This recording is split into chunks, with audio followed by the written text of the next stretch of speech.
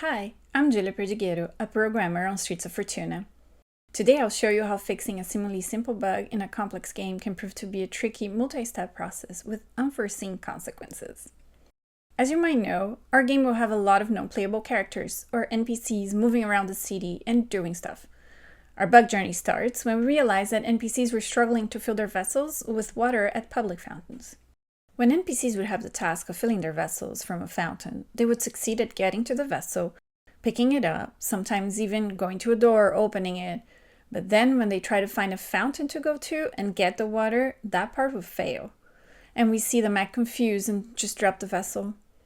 They'd sometimes try it again and again and get stuck in that loop, sometimes give up and go do something else. Looking closer, we realized that they were never achieving that task because we had recently changed how close NPCs have to get to the items they're trying to interact with.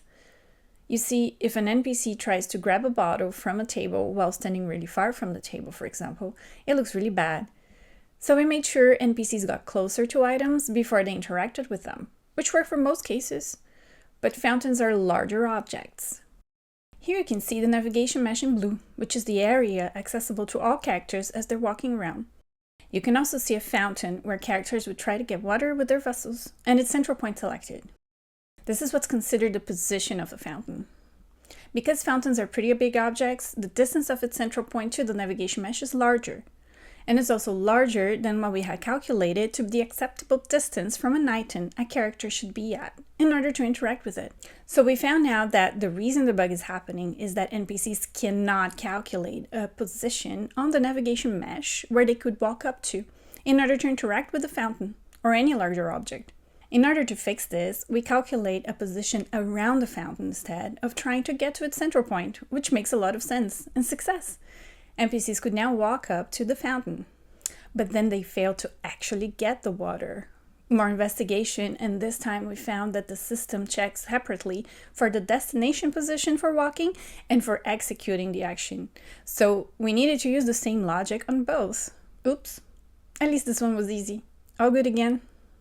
Or so we thought. They could now get their water, hooray!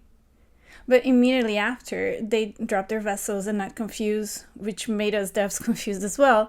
And also, lots of vessels were being left around the fountain as NPCs decided to do something else. It was very weird. Now, investigating this one was harder, but we found that the next action they wanted to execute was putting their vessels back in their original place after filling them with water. Executing actions with objects that NPCs were already carrying, like those vessels, required reserving that object.